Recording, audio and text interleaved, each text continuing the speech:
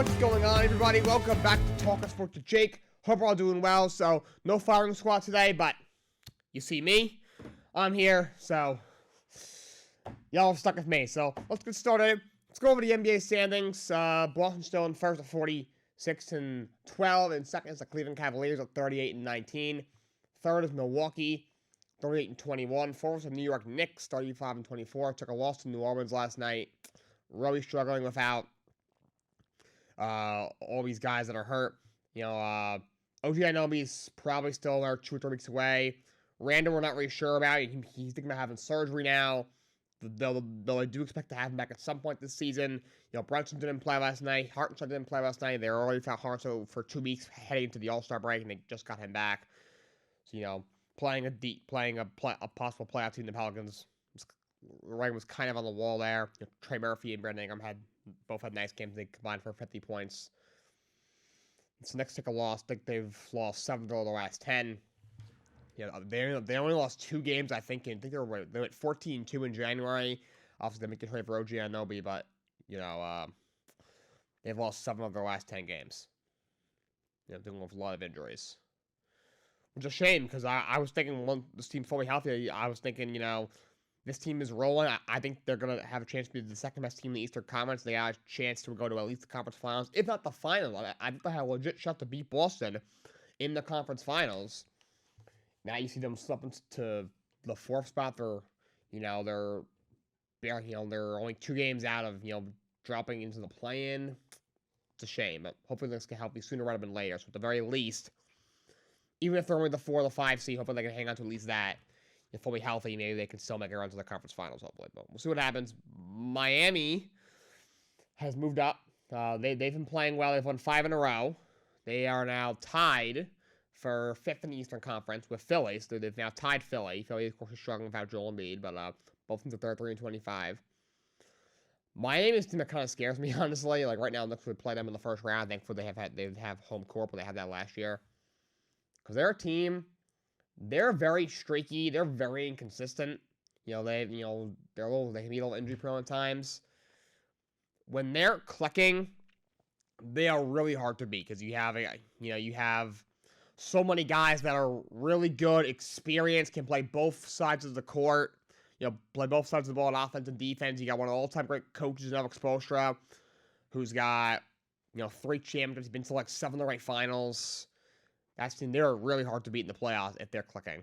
If they're off, that's a team that could lose in the first round. But if they're on, they could once again be a Cinderella team making a run to the conference finals or the finals. You never know. But the play-in is Orlando. They are a half game out of the 5 spot actually. As is Indiana. They have the same record as the Orlando Magic at 33-26. The 9 spot is the Chicago Bulls, 27-31. And the last playing team right now is Atlanta, 26-32. Of course, like I said yesterday, they lost Trae Young for a month. But the teams on the outside looking in are just so bad. You have Brooklyn is 4 games out of the play-in. They are just like an absolute mess right now. You know, before Kevin Allen got his first win as the interim head coach, they had lost 6 straight games by an average margin of 24 points. They are just an absolute dumpster fire right now. Toronto's also 4 games out of the play-in. Toronto, I think, has a better shot at making the play-in than Brooklyn at this point. And they trade everybody. They traded OG Anunoby to the Knicks. They traded Pascal Siakam to Indiana. I mean, Knicks, they got back 2 good young players in RJ Barrett and Emmanuel quickly. But for Siakam, all they got back was draft picks. The players they got back Bruce Brown's a decent player, but other than that, there was Jordan Nwora and Kira Lewis. And Kira Lewis, they might have just actually gotten rid of. So they basically traded OG Anunoby and Pascal Siakam for RJ Barrett, Emmanuel Quickly, and Bruce Brown, and Jordan Nwora. I'm not saying they didn't get bad. Those were bad returns. They got an excellent return for OG Anunoby, and getting 3 first-round picks for Renta for Siakam is a plus as well. But, the fact that they had a better chance to get in the play-in over a team like the Nets that, 2 years ago had Kevin Durant and Kyrie Irving on the same team. Before that, I also had James Harden. Then you have Mikal Bridges, and then Cam Johnson, Nick Claxton. Like, who's your second best player? That's why I didn't have them making the play-in going into the year. I'm like, how are they going to score? Like, all right, Mikal Bridges might average 25, 26 a game. You know, I think if he's on a contender, he's averaging closer to 20, 21, but he's still a very good player. You know, he's getting the ball on more, so he'll average 25, 26. And but like, who's the second scorer on that team? Is it Cam Johnson? Giving Nick Claxton? Like, I don't know. The team is terrible. They're terrible. Absolutely terrible. You have Charlotte, Washington, and Detroit right up the Eastern Conference, and Washington and Detroit are tied for the worst record in the NBA. Washington has lost 12 games in a row. Remember when Kyle Kuzma tweeted out, "Oh yeah, don't be that team at this point when the Pistons are on that crazy losing streak"? Well, they're that team because they're now have the same record as the Pistons, 9-49. Yikes! It is almost June. Not almost June. Lose my mind. It is almost March, and neither of those teams have won 10 basketball games. Not good. Going to the Western Conference, the Minnesota Timberwolves are tied with Oklahoma City Thunder for first. You have Denver in second, me in third. They're 2 games out. Clippers are 3 games out of the first spot. They're in fourth from the Western Conference. Fifth is New Orleans. Sixth is Phoenix. They're a half game behind New Orleans. The first playing team is Sacramento Kings. They're a half game behind Phoenix. The 8th spot is Dallas. They're only a game out of the 6th spot. The 9th spot is the Golden State Warriors, who have been playing, like I said, been playing a lot better. 30-27. The Lakers are the last playing team at 31-28. Utah is 4 games out of the play-in. At 5.5 games out is the Houston Rockets, and then you have obviously Memphis has been drilled by injuries the whole year, and then Portland and the San Antonio Spurs round out the Western Conference. Right out the Western Conference. Both teams very bad. Portland's 15-42. They've lost 9 games in a row, and the Spurs are 11-48. They've lost 5 in a row themselves and 9 of the last 10. Except for basketball, NHL standings. This is where they stand right now. While the trade deadline is approaching, March 8th is the trade deadline, so that is in 9 days' time. So just over a week until the NHL trade deadline. We'll see what teams make moves. But a couple of moves that have happened. Vancouver made the big move already. So we'll see what else happens. Of course, they got Elias Lindholm. You have Montreal sent Sean Monahan away, so he went to Winnipeg. We'll see what else happens in the Eastern Conference. Florida is in first. They are tied with the Boston Bruins for the best record in the Eastern Conference of 82 points. And they've won 8 of the last 10. Bruins are struggling, but still tied for first, 82 points. Rangers are at 81. Of course, they've won 10 of the last 11 games. They are red hot. Carolina's in fourth with 76 points. In fifth is Toronto with 74. In sixth is Detroit with 72. In seventh is Philly with 69. Also with 69 is Tampa, but Philly's got a game in hand. The Devils are 5 points out. They're dealing with a lot of injuries right now. You know, Jack Hughes missed a lot of time. They've had a lot of injuries to their defensemen. Their goaltending's been a mess. Vitek Vanecek is hurt. He wasn't playing great. Akira Schmidt, who had a good year last year, was great in the playoffs last year, especially in the first round against the Rangers. He has been absolutely terrible. To be honest, as good as he was in the playoffs, now I say that. The Rangers were pathetically offensively in that first round. Schmidt played well, but I think he was kind of helped out by how bad the Rangers were. Then the second round of the playoffs against I forgot who they played, but he didn't play very well. He did not play very well, so. And he did have a good year in the regular season, but he also, he was not playing that many games. He was the backup to Vitek Vanecek. And we have the Capitals are 6 points out, the Penguins are 7 points out, Islanders are 7 points out, and Buffalo, Montreal, Iowa, and Columbus around the Eastern Conference. Be a bunch of teams that they're going to sell. I'm interested to see what the Penguins do. Could they move Jake Gunsel? How could they move Sidney Crosby? Who knows? That team. Western Conference, Vancouver Canucks are the best team in the National Hockey League right now with 83 points. In second is the Winnipeg Jets with 79. Dallas Stars also have 79. But Winnipeg's got 4 games in hand on them. You have Colorado with 77. They are in fourth, and fifth is Vegas with 73. Edmonton is in sixth with 70. They've cooled off a lot since that 13-game win streak, or however long it was, 16-game win streak, I think it might have been. In seventh is the Los Angeles Kings of 68. Calgary Flames, not the Calgary Flames. Nashville Predators also have 68, but Edmonton's got 2 games in hand on them.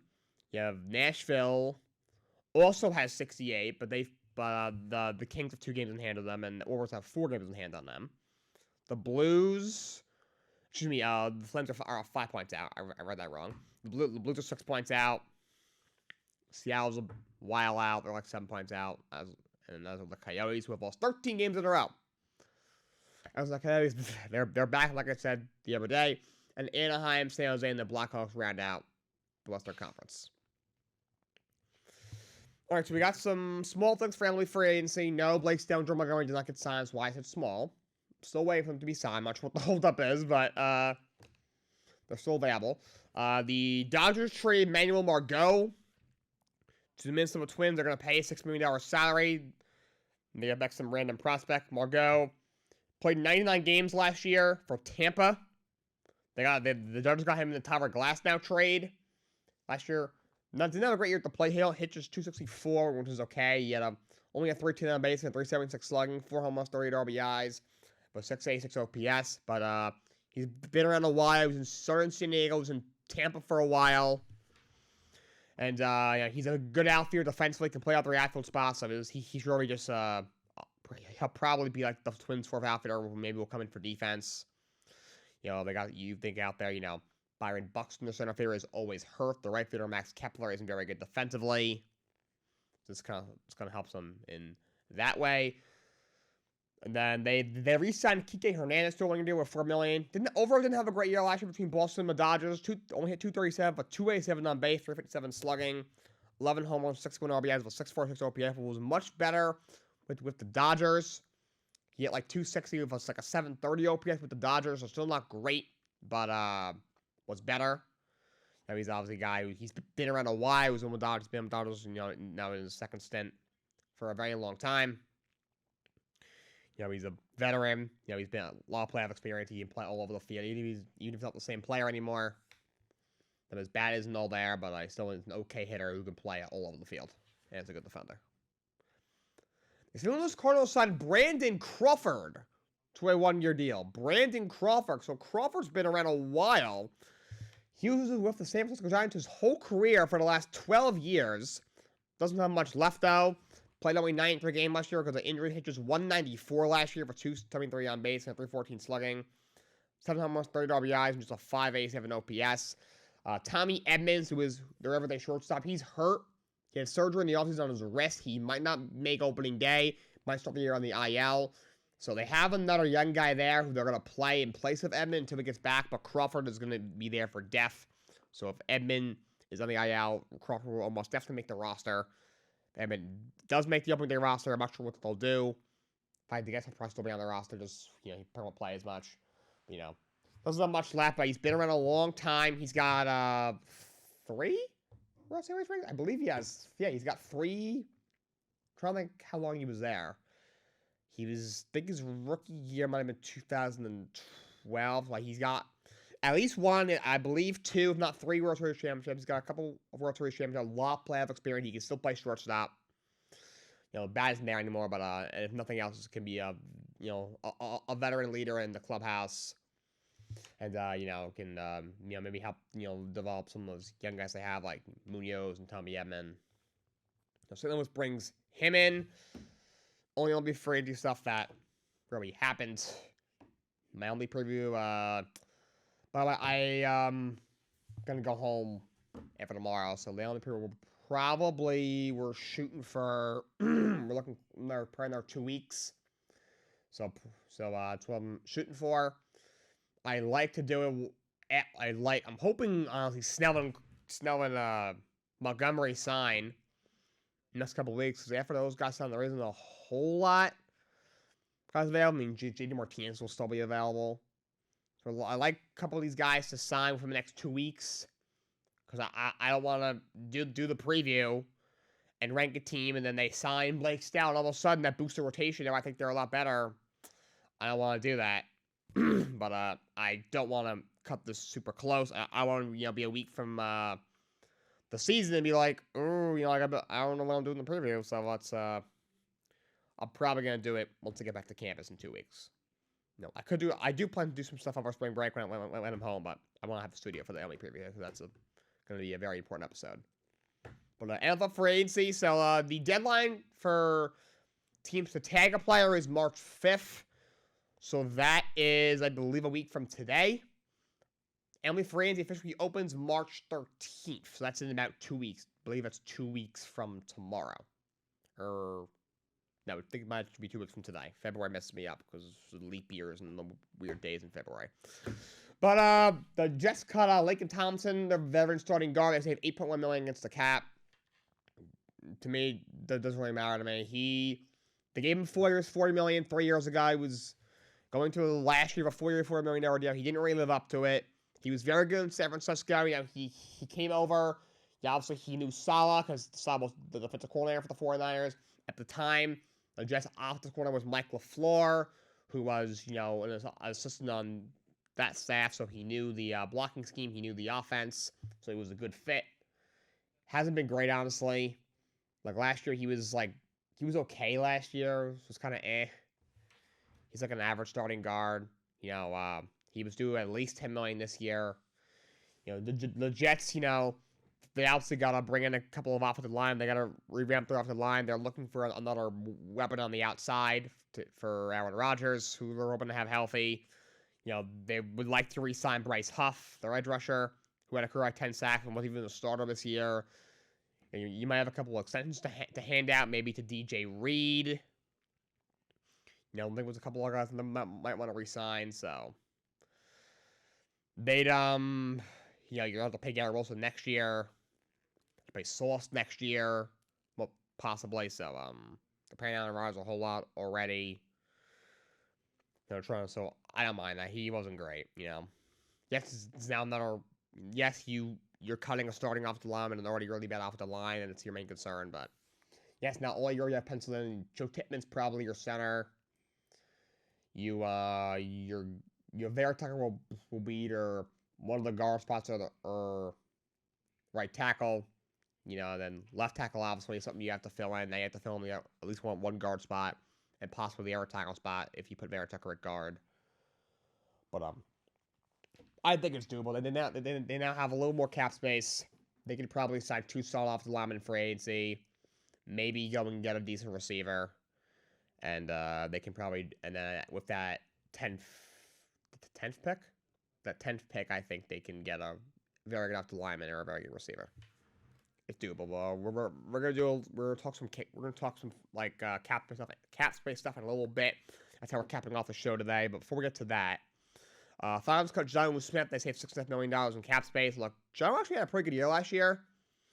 He had 50 catches last year for the Atlanta Falcons, for 580 yards and 3 scores. There's a guy who's supposed to be a backup tight end that's actually very good. But look, Johnson should not be having 50 catches when you have Kyle Pitts. Or Smith views his weapons very oddly. That's why he is now the offensive coordinator of the series, not the head coach of the Atlanta Falcons. But he's a serviceable starting tight end. He had some good years in Tennessee. He was in New England for a couple of years. Now he was in Atlanta last year, but let him go. We saw what Kyle Pitts can do his rookie year. He had over 1,000 yards. He was a Pro Bowler.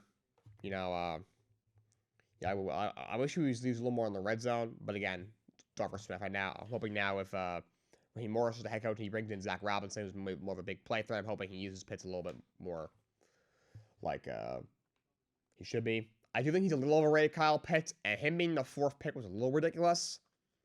I thought he was a top 10 pick. I know much. The 4th pick, a tight end at 4. Like, I don't mind if Brock Bowers goes top 5 this year. I know Chargers might take him at 5 because he's an incredible talent. But I just don't understand why you take a tight end at 4 and not use him. Like, that is just beyond repair for me. Didn't help that his quarterbacks were Marcus Mariota and Desmond Ridder and Tyler Heineke in 3 years, but that's beside the point. The Bucs are letting go of Shaq Barrett. They're not picking up his $15 million option. No surprise there. He didn't have a good year. He only had 4.5 sacks. He had 52 tackles. He's much older now. He's past his prime. He was once a dominant edge rusher. He's not anymore. Let's take him maybe as a rotational rusher. On certain plays, maybe give me 3 or 4 sacks, force a couple fumbles, but he's no longer the top edge rusher that he once was, so he's getting let go. So some sad news. Otis Anderson, Olay Anderson has passed away. Very sad. He was a member of the Four Horsemen in WWE. Absolute legend and pioneer for the wrestling business. He passed away the other day at 81 years old. So rest in peace to him. All right. So before we close out, I'm going to talk about some salary caps. I'm going to go through every team's their cap space money and what I think they should focus on. With Ellen Francie officially opening in about 2 weeks.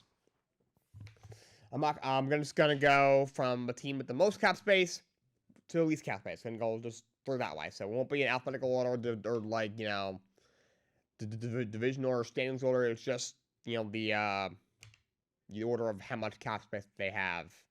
That's the order I'm going in. So let's jump right in. Starting off with the Washington Commanders. They have a league high $82.2 million in cap space. Look, they have a lot of work to do. Well, they got to make a decision at what to do with the quarterback. Whether they're going to keep Sam Howell and maybe either draft Marvin Harrison or an offensive lineman at 2, or maybe or trade down. Or they have to decide to draft the quarterback at 2 and then trade Sam Howell.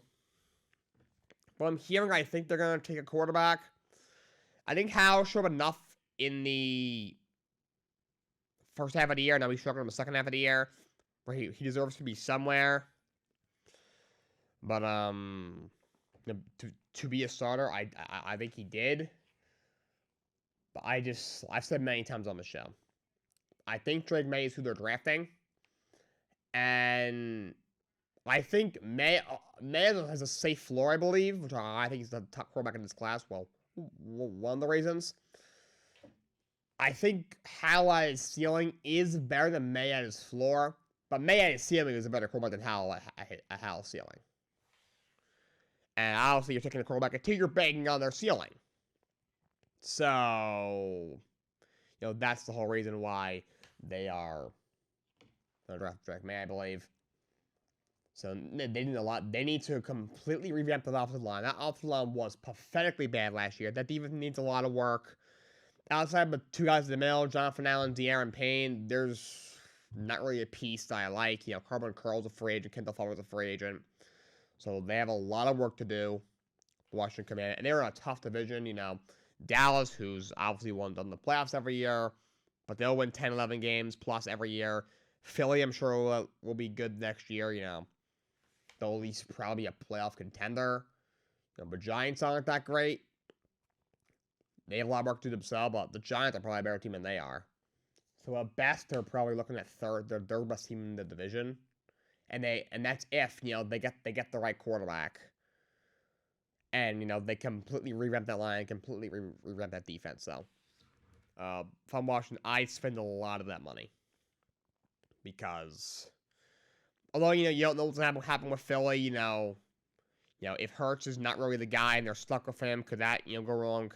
Because of that, will they lose certain guys in free agency? Could they miss this huge window that we thought they had last year for a Super Bowl, which they might be in danger of doing, to be honest.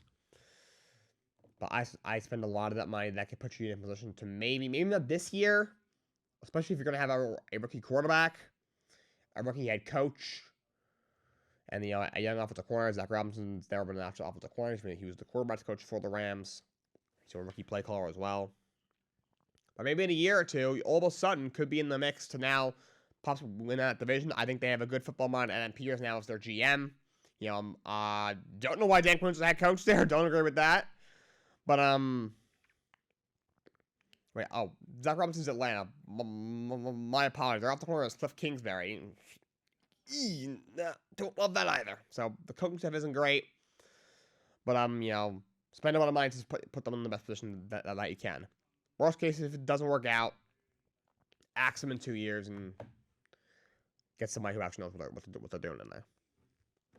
Right, the second most cap space is the Tennessee Titans. They have just over $80 million. They have about $8.6 million in cap space.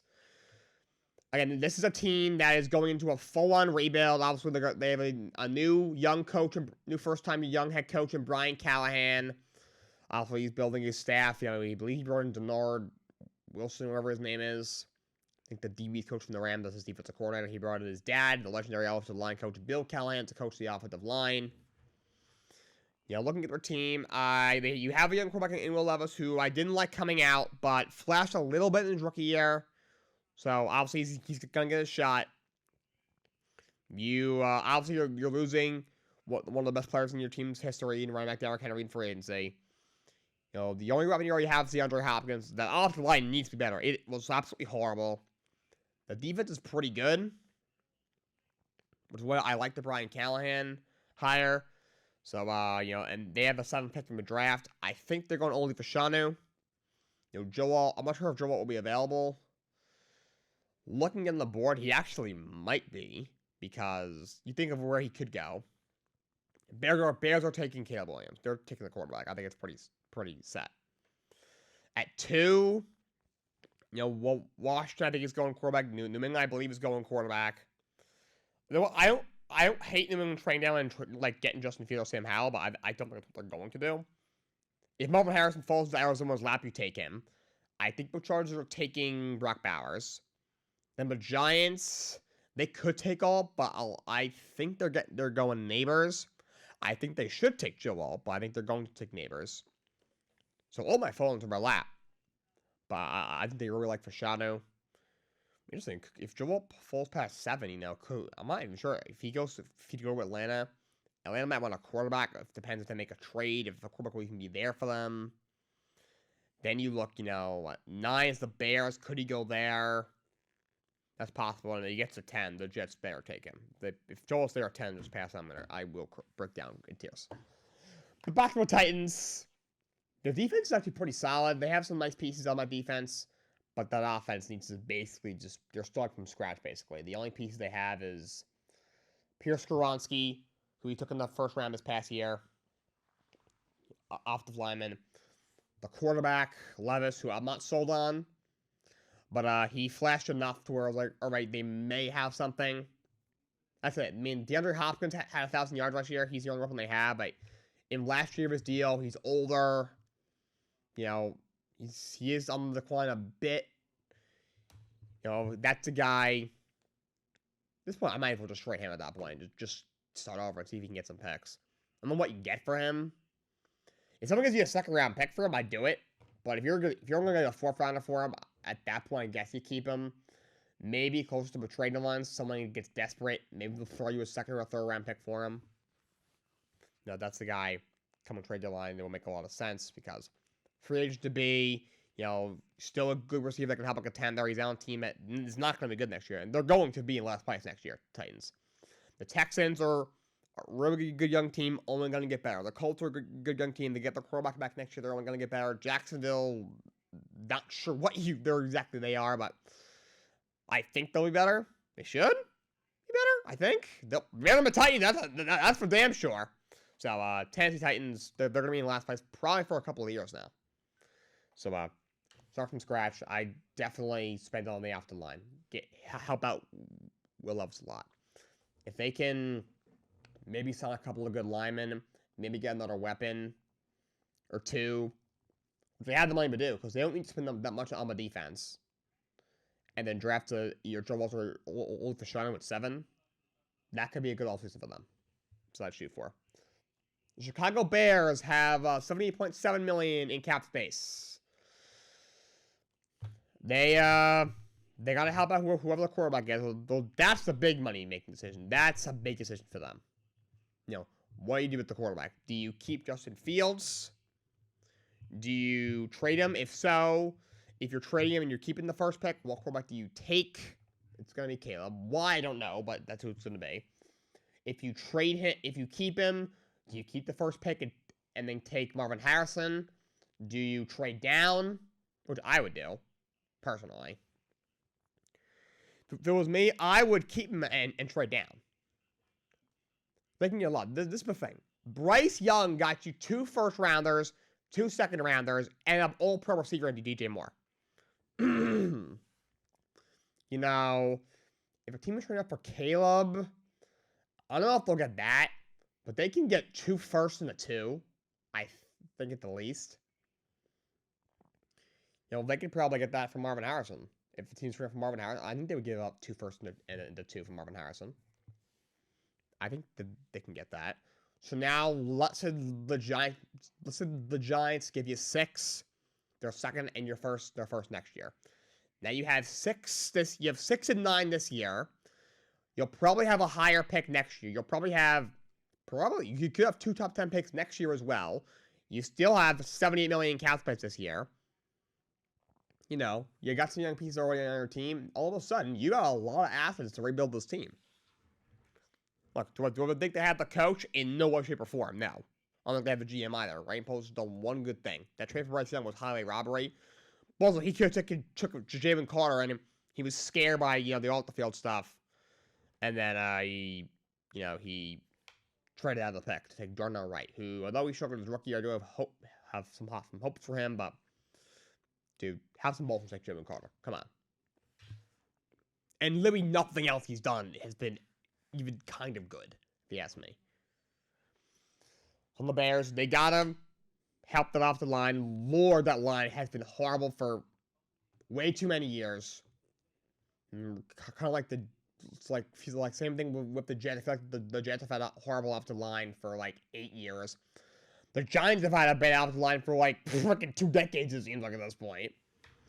The Bears have not had a good O-line probably 5 or 6 years. Fix it, please. I don't know why somebody can just neglect their offensive line. I don't get it. These used to not be the case. Now it is. I don't understand. It makes 0 sense to me. 0. Like, not at all. So they got to revamp that line. They have some young pieces on defense. They have to resign Jamin Johnson now. You cannot let a shutdown 25-year-old corner go. You cannot. They need to do whatever they can in their power to keep him. He's probably going to get tagged. I cannot imagine the Bears would take a chance of letting him walk. Also, who was he going to tag as well? There's no other free agent that just screams, but yeah, we need to keep him. Sure, those guys they'd like to keep.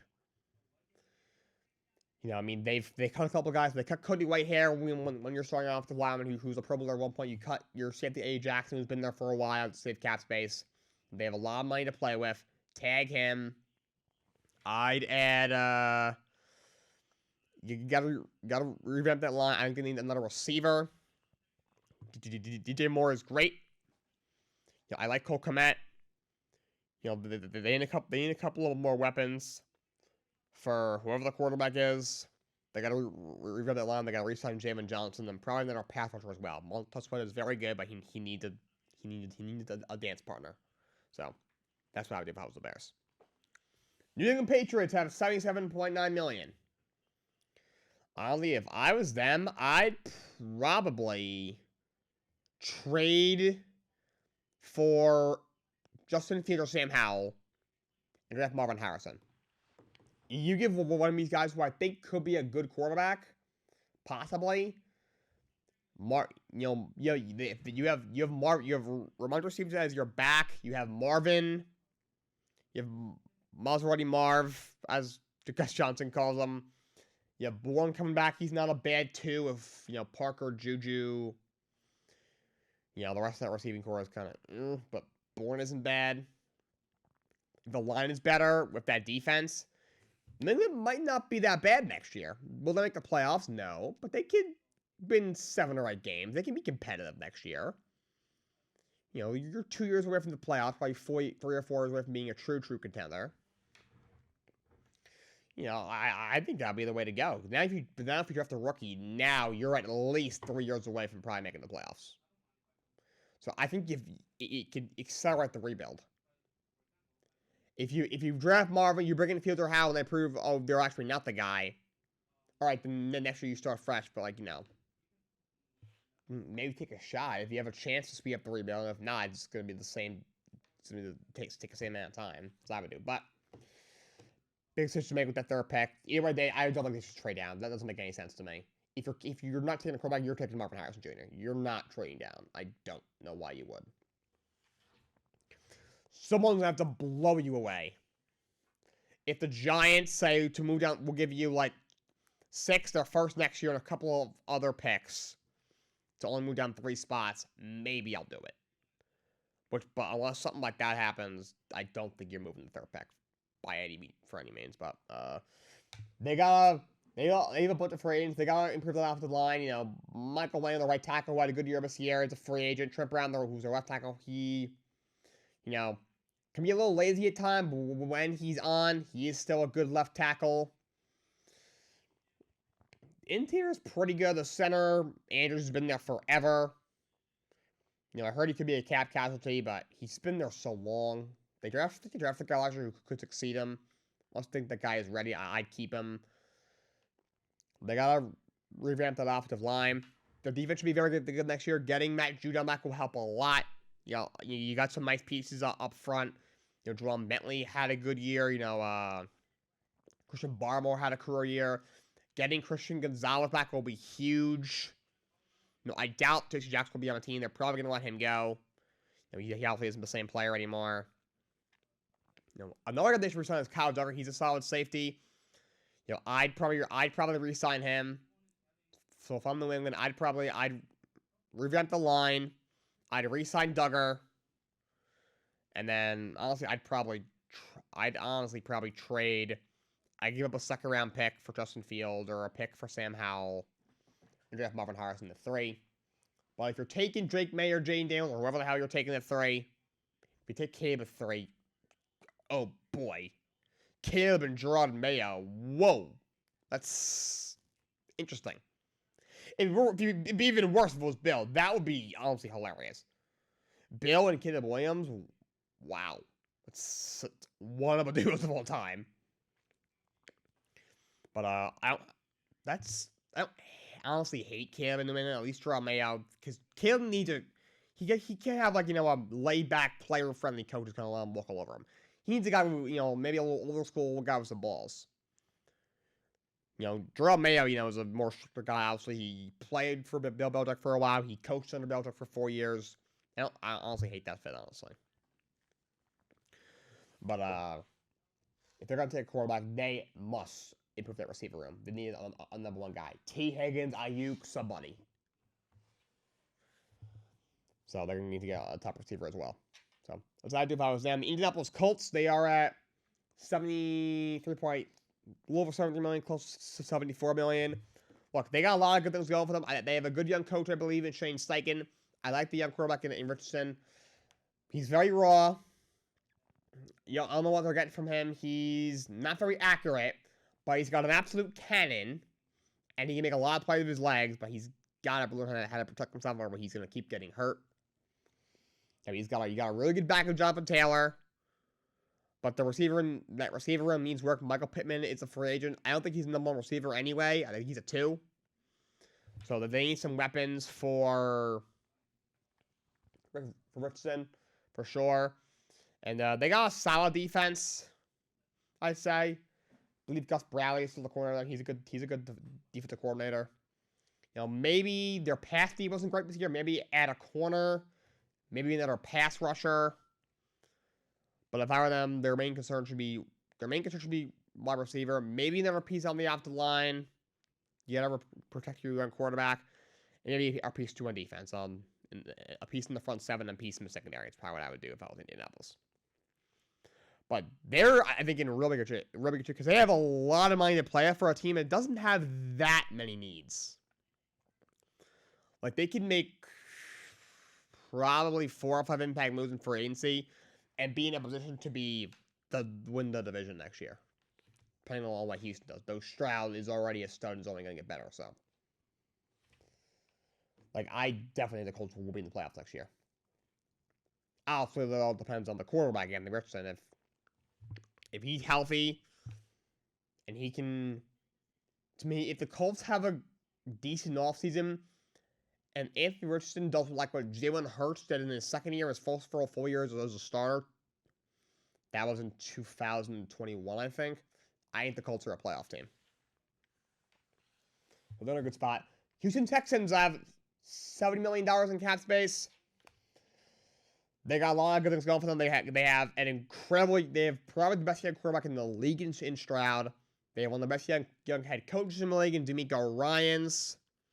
You know, you still have a really good young coordinator in Bobby Slowick, which was huge. I thought he was going to be a head coach. You know, you're gonna having Tank Dell and Nico Collins is incredible. Running back as a whole for them, that's a team I think that, to me, if I'm Derrick Henry, I'm going to Houston. Can you imagine, as good as their pass game is, you have Henry just give you 15 carries a game? Wow, I feel like that's just a match made in heaven. I just came up with them on the fly, but by the way. What Houston should do, Damian Pierce, look, I liked him as a rookie a lot. He didn't have a great year last year, balanced some injuries. He lost the starting job to Devin Singletary, but Singletary's a free agent. Pierce obviously is still there. So I like seeing him get another shot. I do think he's a good back. If I was Houston, I add a piece too on the offensive line, and I add a couple of pieces on defense. There's a couple of guys I think they should re-sign. Dalton Schultz, the tight end, had a good year. I'd re-sign him. Jonathan Greenard, their pass rusher, had 12.5 sacks at career high. I'd re-sign him as well. A lot of nice pieces in my secondary. Pitch racing, not secondary, Stingley. I like him a lot. So Houston is in a really good shape. Nick Sira, who's I was calling for his head a couple years ago. I have completely reversed course. He has done a phenomenal job, rebuilding this team. This is what happens when you hit on the quarterback that high. If you hit on the quarterback, you are when that's set, it makes building a team so much easier. And you look what happens when you miss on a quarterback. Look what happens, with bad, really high, like the Jets with Zach Wilson, or so far Carolina with Bryce Young. That will set you back 5 years. But if you hit on a quarterback that high, and you know it by the end of the first year. With Stroud, you knew probably 2 months into the season. It building your team is so much easier. But if you take a Zach Wilson, that Bryce Young, the early high, you set your franchise back 5 years because it screws everything up. Because now you're for 3 years, you're just trying to make pieces fit and spending all this money, and it doesn't work now, so you have to basically just tear it all down. Within a few years and just almost start over. The Texans are in a really good spot. They have a lot of cap space for a team that has so much young talent already. They have some key free agents, like I said, but they have the money to bring them back. The Detroit Lions. They have a 7th most cap space in the league at $57.5 million, $7.5 million. They have so many pieces on offense. They should focus on defense. Please improve their secondary. Their secondary has been terrible for a couple of years now. They were supposed to be better than they were last year. They had a lot of injuries. Gardner Johnson didn't play a lot this past year. Emmanuel Mosley didn't play early at all. But secondary should be their main concern. I also think they need another pass rusher next to Aiden Hutchinson, who is an absolute stud. But those should be their main concerns. They should definitely be focusing on the defensive side of the ball, for sure. We're on the ending on offense, to be honest. They have so many weapons. Montgomery and Gibbs run the ball behind that line. Goff's a decent quarterback. I think he's sticking from for another year. They have the kid Hendon Hooker he took out of Tennessee. If he was healthy, he probably wins the Heisman last year or 2 years ago. I think it's definitely a first-round draft pick. I still have him as a first-round pick. He would end up going in the 3rd round. I think in another year, learning that, in that offense, I don't know if Ben Johnson will be how much longer he'll be the offensive coordinator there, but another thing to do, I think it's time they extend Amon-Ra St. Brown. He is an absolute superstar receiver. He might be top 5 in the league. Well, first team All-Pro kind of guy. Cincinnati Bengals, they're at a little over $2 million. Please, can they fix the offensive line, please? I don't know why they keep putting this off. Another team that keeps doing that. Look, you have a quarterback in Joe Burrow who is a superstar. He is a stud. He can absolutely win your team's first Super Bowl. There's no reason why he can't. The only thing that will stop him is Patrick Mahomes. If Mahomes is really the great quarterback of all time, and he's the Michael Jordan of the NFL. He'll just he stops every great from getting getting rings. He'll be the reason that there's a cute crop of Hall of Famers, all-time greats, who don't have championship rings. But Burrow is a Super Bowl caliber quarterback. There's no doubt. When healthy, he's probably a top 3 quarterback in the game. He's a stud. Nothing bad to say about him. Please fix the offensive line, please. They also have some decisions to make. They tagged T. Higgins. They said they're open to a trade. They can't come to a long-term deal. But I try to lock him up. That's tough because now you also have to pay Jamar Chase, who needs an extension. And he said that he wants the bag. So, they're in a bit of a tough spot. To me, they can't keep all 3 of their receivers, if you ask me. I think you either have to... Obviously, you're paying Chase, and then you have to choose between Higgins and Boyd. You'd like to choose Higgins, but do you have the money to do it and still build the team that can win a Super Bowl? You either trade T. Higgins, try and get a first-round pick, and then re-sign Boyd, or you lock up Higgins. I guess you're paying if you can pay him and Jamar Chase, and you let him Tyler Boyd walk. I don't think you can. It wouldn't be worth paying because he can probably get close to high-end wide receiver 2 money, Boyd in the open market, and you're going to pay him to be a 3 at the end of the day. Honestly, I'm not sure if Joe Mixon's going to be on the team. He's still a good back, but he's getting a little older for a running back. He took a big pay cut last year to stay at the team. They were probably to cut him last year. He's had a lot of off-the-field issues. He's getting older. Like I said, they have, because remember, the salary cap got a $30 million bump, so that helped a lot of teams. So they actually have a lot more customers than they thought they were going to have. So that might save his job, but also the fact that their offense is so pass heavy as well.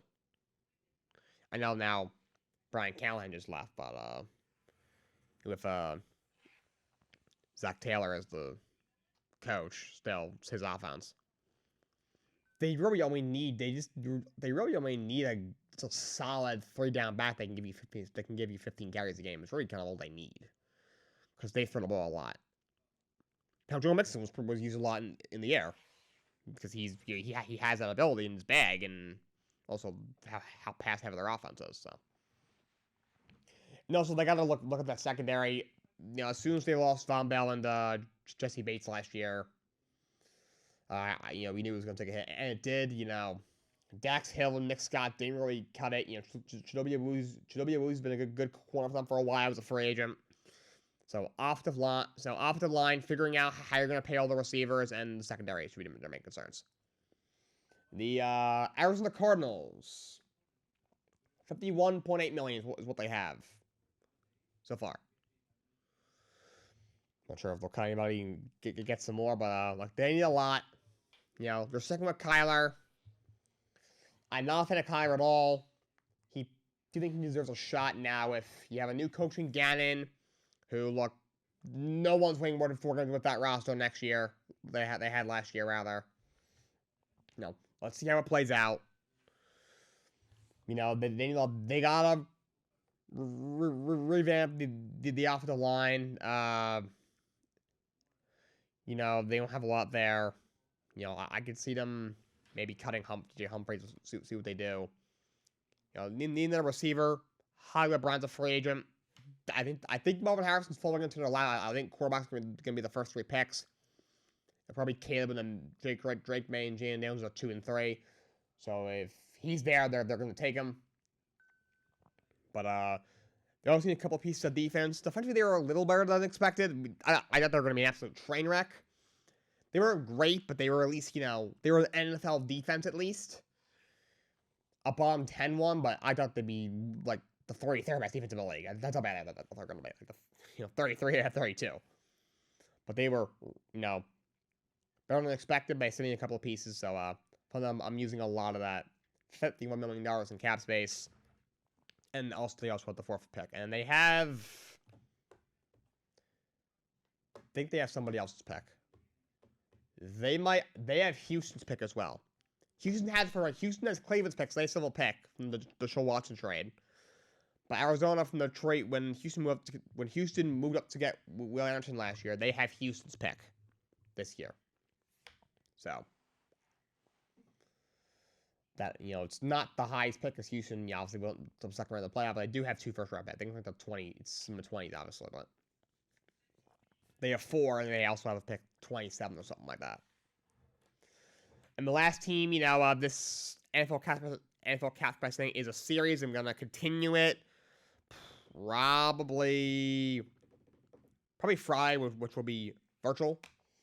The Las Vegas Raiders. These are the top 10 teams with the most cap space. I'm gonna do 11 through 20, probably Friday, and probably Monday, most likely. I will do 21 through 32. Las Vegas Raiders, they have $47.8 million in cap space. They gotta figure out what they're doing at quarterback, or they're trying to trade up, or they stick with O'Connell. I think it's another nice spot for Sam Howell or Fields. I go after one of those guys. They got some pieces there on offense. They have a lot of good pieces on defensive line. Obviously, Max Crosby is an absolute dog. Antonio Pierce, look, I don't know if he's going to work, but he deserves a shot. The players seem to love him. Anna Pierce on the offensive line. I'd re-sign Josh Jacobs. He's very inconsistent. One year he'll go up there and have 1,000 yards. The next year he'll go up and have a down year. He didn't have a great year this year. He had some injuries, but I think he's a decent back. Like I said, he's weird. Like, he had over 1,100 yards as his rookie year. Was off the rookie of the year. Then he had a couple years he was just kind of okay. Then 2 years ago, he had the most rushing yards in the league. And this past year wasn't great. The running back market's really, really just freaking terrible. I think he won't get, I'm sure he's going to want that 10, 12, 14 million a year. He's not going to get that. But for 7, 8 million a year, maybe on a 2-year deal, I think that's very fair for him. And I think he'll come back. If Antonio Pierce was not the coach, he would have been gone. No question. Now that Pierce is the coach, I think he'll come back. So I'd re-sign him. I'd add another piece on the offensive line or 2 on the offensive line. Figure out the quarterback, obviously. They have a lot of young pieces on defense that I like. I just have Tyree Wilson next year. I think under Pierce he could be used a little better and have a little more success than he did last year. But look, they're in the same division as the Chiefs. They're not winning the division anytime soon. Though Pierce says they're going to have Mahomes rules when they play them. Good luck, I guess. The Broncos look like they're going to be a mess next year, but the Chargers should be better now. They have Jim Harbaugh. They should be better now. So most likely they're probably going to be the 3rd best team in their division. So they're a bit of a tough spot, but they should at least be competitive next year under Antonio Pierce. All right. So what I got for you guys today. Tune next time as I can continue this NFL Cap Space and free agency preview series. Until next time, so long and have a great day.